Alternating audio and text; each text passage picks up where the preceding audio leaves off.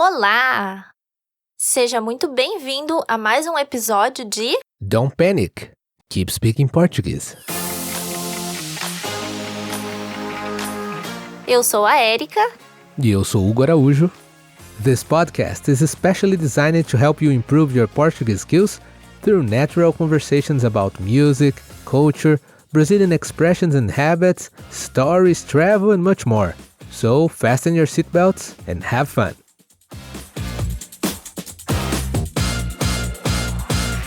Hoje nós vamos ouvir a história do Hugo do dia em que ele foi caçar jacaré.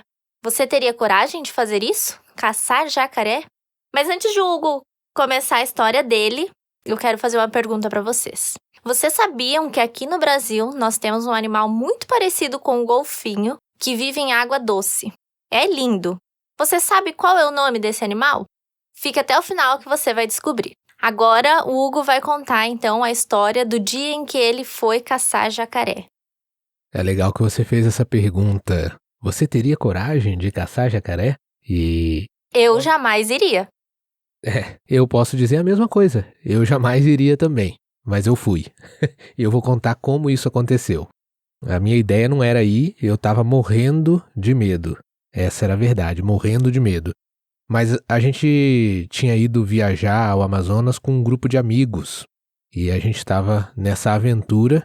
Esse grupo de amigos ficou hospedado pelo menos, acho que uma noite ou 2 noites, você lembra? Foram 2 noites ou foi uma noite? Eu acho que foi só uma noite. Então ficamos uma noite na casa de uns amigos que nos hospedaram, mas que moravam no meio do rio Amazonas. Era praticamente uma ilha, a casa deles ficava no meio do rio Amazonas, que é um dos maiores rios do mundo, né? Então parecia quase um mar ali a região. Então a casa dele não tinha energia elétrica. Na verdade até tinha energia elétrica através de gerador, mas era bem pouco assim, né? Só à noite mesmo, e daí para poder carregar os aparelhos eletrônicos e nada mais do que isso.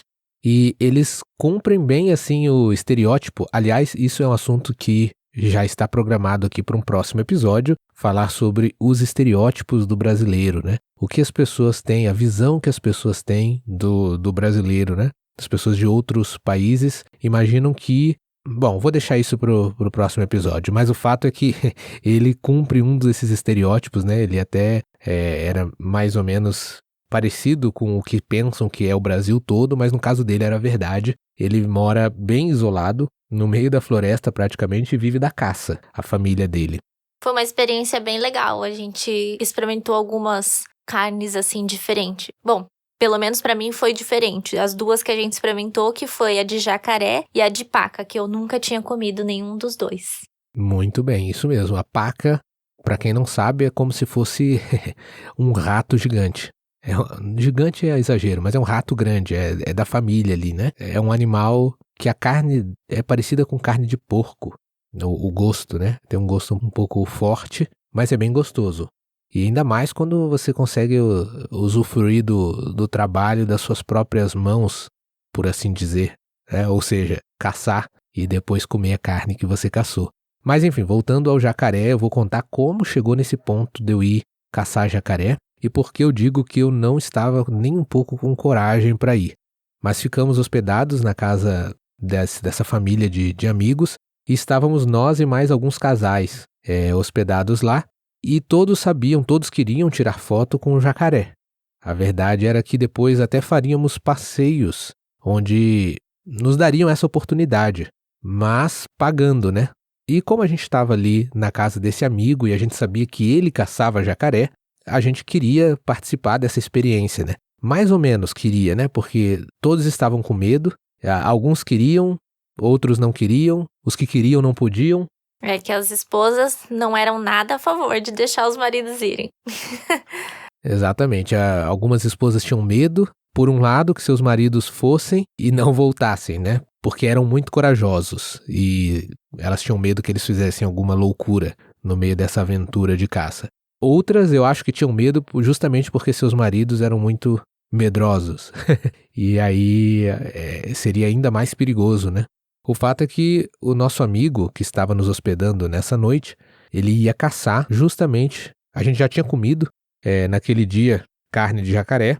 Então o jacaré que ia nos alimentar já tinha morrido. Mas ele foi caçar outro jacaré pensando inicialmente em pegar vivo, porque ele disse para nós que se fosse de até 1 metro, 1,5 metros, ele pegava vivo ainda e a gente poderia tirar foto. Ele iria amarrar a boca do jacaré e a gente poderia tirar foto com ele e aí depois ele matava e comia com a família. Mas caso fosse maior do que isso, aí já não seria possível capturar vivo, né? Então, diante dessa possibilidade, alguns candidatos, por assim dizer, dos casais que estavam conosco, dos meus amigos, disseram que iriam, né? E eu estava morrendo de medo, ao mesmo tempo, confesso, morrendo de vontade de ir, de participar dessa experiência, mas morrendo de medo.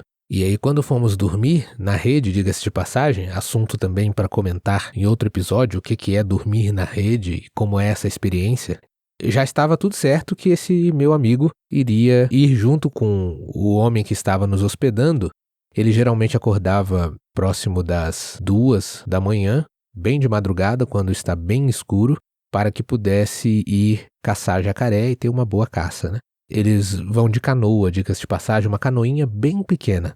Eu ouvi o barulho desse nosso amigo levantando e eu reparei que o meu outro amigo, que supostamente iria com ele, continuava dormindo. E eu ouvi a conversa, né? O dono da casa, que tem experiência, disse que tinha levantado atrasado, então já não eram mais 2 da manhã. Eram quase 4 da manhã. E para sair para caçar esse horário já estava tarde. E aí esse meu amigo ficou inventando muitas desculpas, que tinha medo de não voltar perto do horário que a gente precisava para ir embora, enfim. Aí eu fiquei pensando, eu não vou deixar ele ir sozinho, porque ele praticamente está fazendo esse esforço só para pegar o jacaré vivo para a gente poder tirar foto. Então, já que ele está fazendo todo esse esforço, seria bom que alguém fizesse companhia para ele também. Aí eu me levantei e falei para ele, pode deixar que eu vou com você. Se o nosso amigo aqui não vai, eu vou. Mas eu não estava pensando muito bem, eu acho que eu estava com muito sono ainda, então por esse motivo eu consegui fazer sem pensar. Então eu avisei que estava com bastante medo e perguntei, não tem problema ir com medo mesmo? Ele disse que não tinha, e aí a gente foi andando até a canoa, e quando a gente chegou perto da canoa, ele me mandou tirar o chinelo, porque era para ir descalço, né? E aí a coisa já começou a piorar, mas eu já estava ali, não tinha mais volta, né? Eu já tinha dado minha palavra, tinha dito que ia, já estava ali na beira da canoa, tive que tirar o chinelo para entrar na canoa, porque se precisasse descer da canoa e para pegar o jacaré ou para pegar algum outro bicho, porque ele saiu com um objetivo, mas obviamente como ele se alimentava da caça, se a gente encontrasse algum outro animal, talvez ele caçasse realmente. E para não assustar os bichos, o ideal era ir descalço. Aí haja coragem, né, para deixar o... Eu fiquei pensando, quer dizer, não tive muito tempo de pensar, deixei o chinelo ali, entrei descalço na canoa, e agora a canoa era tão baixinha que ela ficava rente à água, ou seja, ela ficava praticamente na altura da água. E tinha um potinho pequeno, como se fosse uma pequena canequinha, ali dentro da canoa. E aí eu perguntei por que era essa caneca, ele disse que às vezes, como a canoa era muito baixa, entrava água na canoa. Então a gente precisava tirar a água da canoa com aquela canequinha. Então aí a minha situação ficou ainda mais desesperadora, né? Dá pra imaginar, eu já estava morrendo de medo, confesso. Aí tive que tirar o chinelo e quando entrei na canoa fiquei sabendo que a canoa às vezes entrava água, ou seja, corria o risco de afundar e eu precisava ficar responsável de tirar a água que entrasse na canoa. E assim, meio à escuridão, a gente saiu andando por entre os galhos ali da floresta, pelas beiradas do rio, procurando jacaré. Eu achei muito legal aprender como a gente conseguiria identificar o tamanho do jacaré, já que ele fica praticamente todo dentro d'água. E como faz isso? Bom, ele era pelo tamanho do olho. Ele disse que a gente conseguiria identificar o tamanho pelo tamanho do olho do jacaré. Então, se o olho fosse bem pequenininho, provavelmente era pequeno o jacaré. Se o olho fosse grande, é porque o jacaré era grande. Então, a gente só via o olho brilhando dentro d'água, assim, para fora d'água, né? Porque todo o corpo do jacaré ficava dentro d'água. E aí só o olho ficava para fora. Em meio a esse processo, foi muito legal que ele pegou, no meio ali do caminho, ele pegou um galho de árvore, afiou a ponta do galho com a faca que ele tinha, ele talhou ali alguns pedaços do galho, afiou e aí pescou apenas com uma lança. Ele fez como se fosse um arpão e olhando assim pela beirada, quando ele via o peixe, ele cravou o peixe com aquele arpão artesanal, por assim dizer, feito na hora ali, já pegou um peixe. Eu ainda pensei, será que ele tá fazendo alguma isca para atrair o jacaré? Ainda perguntei. Aí ele disse que não, que era só para levar para casa para comer mesmo. Estava fácil, né? O peixe, então ele resolveu pescar. E nessa caçada de vocês não encontraram nenhuma cobra, não? Esse é a pior parte, encontramos. Eu não consegui ver, para falar bem a verdade, mas ele me apontou os galhos na beirada do rio. Os galhos de árvores, eles ficam bem como se fossem curvados assim. E a canoa era bem baixinha, a gente precisava praticamente desviar a cabeça desses galhos de árvores conforme a gente ia passando rente à margem do rio, que é onde se procura o jacaré. E aí ele apontou para mim e mostrou que no alto das árvores, no alto de alguma dessas árvores, não muito no alto, mas enfim, nos galhos dela haviam cobras. Ele mostrou uma e falou, tá vendo aquela ali? Aquela é que me picou. Que ótima notícia! Exatamente, eu não sei se o objetivo dele era realmente me assustar, ou se isso é tão natural para ele que, enfim, ele falou, aquela cobra foi a que me picou, e eu já tinha ouvido a história dele, que é uma história para um outro dia também, mas enfim, ele havia sido picado por essa cobra. E aí eu fiquei com mais medo ainda, né? Aí começamos a ver alguns olhinhos, e aí ele encontrou filhotes de jacaré. E foi muito, muito legal, porque o filhote de jacaré parece uma lagartixa. Eu não sei se aí em outros países existe lagartixa como aqui no Brasil, mas lagartixa é como se fosse um lagarto pequeno. Então esses jacarés pequenininhos, filhotes, eram bem assim. Eram jacarezinhos do tamanho da palma de uma mão. E se tem o jacarezinho, não tem a mãe, não? Foi exatamente essa pergunta que eu fiz pro meu amigo. Ele estava pegando os jacarezinhos, ele pegou na mão alguns, me mostrou, perguntou se eu achava que valia a pena levar esses pro pessoal tirar foto. Aí eu disse que não, né, tadinhos, mas a primeira coisa que eu me perguntei foi isso. Mas se o jacarezinho tá aí, filhote, a mãe não tá por algum lugar? Aí ele disse, com certeza. Meu Deus, mais uma ótima notícia, né? Exatamente, é a segunda, aí você imagina o meu estado de medo nesse momento. Eu olhava pra trás, preocupado com a mãe, e olhava pra frente e pra cima, preocupado com cobras. Agora a parte mais interessante é a parte que eu não me dei conta. A parte que eu não parei pra pensar, porque lembra que a ideia era levar o jacaré como? Você disse que vivo, dependendo do tamanho, né? Exatamente, vivo pra turma tirar foto, né? Estávamos em quantas pessoas na canoa, você lembra? Em 2. Até porque a canoa era bem pequena, você disse. Acho que não ia caber mais gente, né? Exatamente, já entrava água na canoa de vez em quando. Então estávamos em 2 pessoas e a ideia era levar o jacaré vivo. Aonde que iam enfiar esse jacaré? Essa é uma ótima pergunta. Eu não me fiz essa pergunta e o fato é que quem ia segurar esse jacaré? Porque é uma canoa, então alguém precisaria segurar o jacaré enquanto outra pessoa rema. E você sabe remar, Hugo? Eu até sei, não vou dizer que não sei, mas com certeza confesso que os braços desse meu amigo eram maiores que os meus e mais adaptados ao remo. Então eu fiquei pensando, eu teria que pegar o jacaré, né? Eu teria que segurar o jacaré, mesmo com a boca amarrada. Eu não tinha calculado esse risco e essa função. Mais uma pergunta. O jacaré é um bicho grande e forte. Só amarrar a boca dele já resolve pra ele não atacar ninguém ou, sei lá, morder? Sim, muito boa pergunta, Érica. Acontece que o jacaré, ele só tem força pra fechar a boca e não pra abrir. Ah, que interessante. Então, mesmo nos lugares turísticos, quando se tira foto do jacaré e mostram o jacaré ali, é um pequeno fio, assim, amarrado à boca dele, uma coisa simples, já dá conta de manter a boca dele fechada. Então, o problema é se ela estiver aberta. Aí eu acho que é melhor você não estar por perto para quando ele fechar, aí ele tem força. Mas mesmo assim, né, não é muito agradável essa ideia. Não tinha calculado essa ideia de que eu ia ter que, sei lá, levar o jacaré no colo, vivo. Por mais que ele esteja com a boca amarrada, sei lá, ia ter que segurar ele, porque a gente não ia amarrar a boca e as patas também e tudo, né?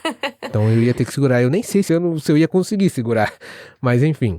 Mas o fato é que depois que a gente soltou os jacarezinhos que a gente não ia levar, aconteceu que ele viu um olho maior. E aí era a mãe. Ou o pai, né? Não sei, porque só pelo olho também não dá pra dizer o sexo do jacaré, né? Mas era um jacaré grande. E aí, como era grande, provavelmente pelo cálculo do experiente caçador, mais de 2 metros, ele estava com a arma, e a arma tinha um laser verde adaptado e ele ia mirar ali pra atirar, porque essa ideia era levar morto mesmo.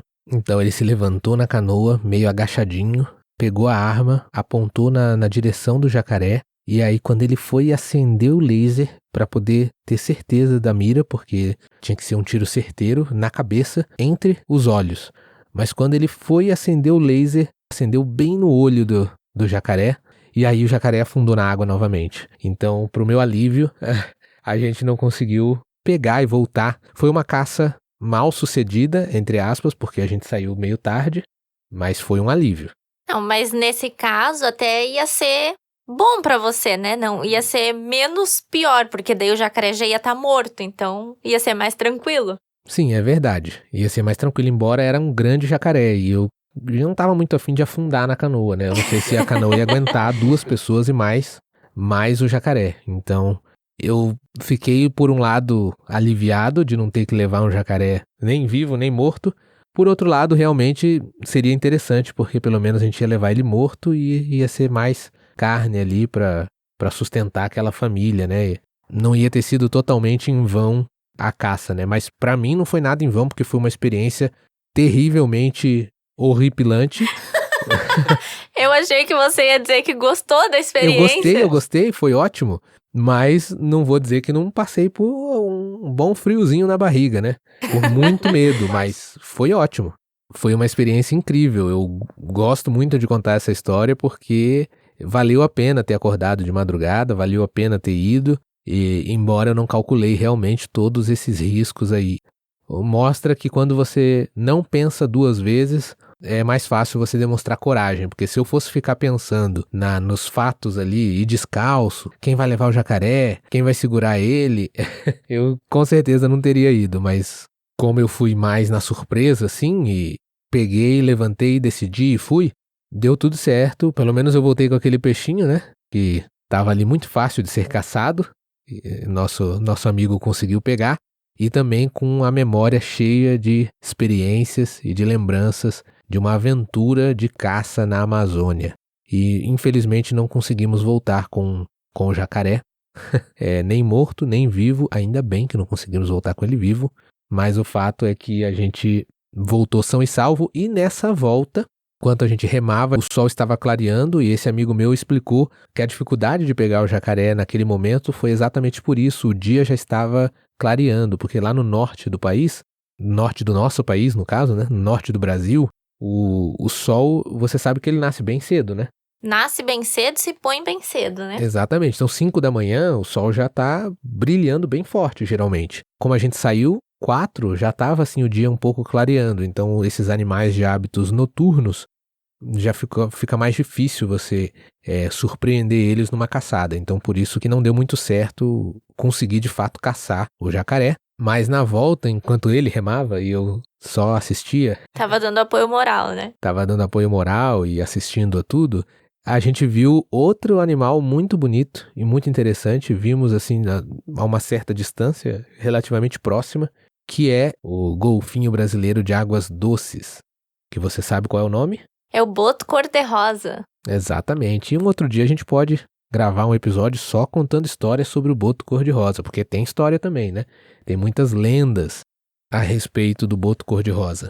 É um animal praticamente folclórico, mas ele existe de verdade, nós vimos, né? O boto cor-de-rosa a uma certa distância, que não tem como descrever melhor o boto cor-de-rosa do que senão um golfinho com a cara meio rosada, com a pele um pouco mais rosada e de água doce, mas é muito semelhante. Então foi muito legal viver essa experiência, ver o jacaré de perto, pelo menos os olhos dele e a cabeça, porque depois ele abaixou na água e fugiu, ver o boto cor-de-rosa.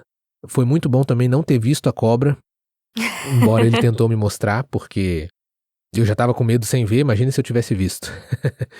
E valeu a pena ter vivido essa experiência, ter ido nessa jornada, nessa aventura. E uma coisa que eu achei interessante em relação a esse amigo que você foi caçar junto é que eles caçam pra ter o alimento, né? Mas eles só podem caçar pra isso. Que nem no caso do jacaré, eles têm que jogar o couro fora na água, né? Eles não podem utilizar o couro para vender, para o comércio poder fazer bolsas e calçados, né? Então é para proteger os animais mesmo, né? Eles podem caçar, mas eles só podem caçar para ter o suficiente alimento para ele e para a família, né? Assim preserva os animais seguros.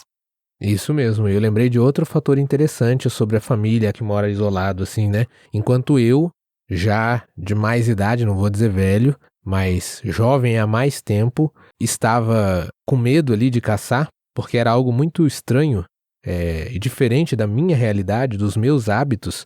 O filho desse nosso amigo tinha 15 anos, mas já ia caçar desde os 12 ou 11, se eu não me engano, né? Não jacaré, na verdade ele ia caçar mais, era peixes, mas com 14 ou 13, por aí, o pai já havia dado uma arma para ele. Ele estava há pouco tempo já indo caçar sozinho. Aliás, desde que ele começou a ir caçar, o pai dele tinha contado para nós que ele nunca foi junto.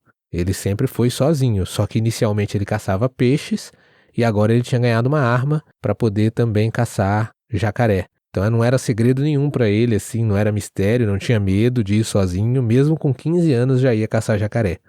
Enquanto a gente aqui fica só no Instagram e nas redes sociais, né? Mas eu imagino que a diferença de realidade sempre fiquei pensando nisso, né? Provavelmente essa família no meio ali de São Paulo, Nova York, uma cidade grande, eles iam ter medo de coisas que nós já estamos acostumados, né?